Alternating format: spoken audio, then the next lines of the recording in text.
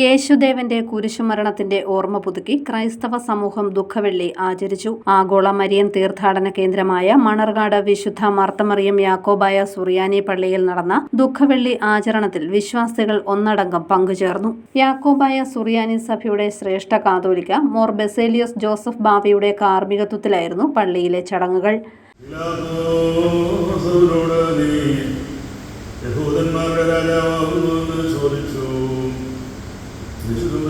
അവരോട് നീ തന്നെ പറഞ്ഞുവല്ലോ എന്ന് ഉത്തരം പറഞ്ഞു.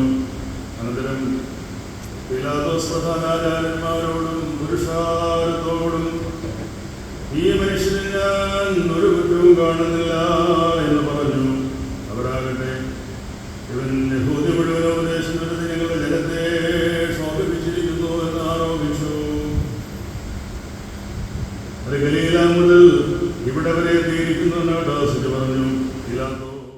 സ്ലീബ നമസ്കാരം, സ്ലീബ ആഘോഷം, കുരിശുകുമ്പിടിയിൽ ചൊറുക്ക നൽകൽ എന്നിവയ്ക്ക് ശേഷം പ്രദക്ഷിണം നടന്നു. പിന്നീടായിരുന്നു കബറടക്ക ശുശ്രൂഷ.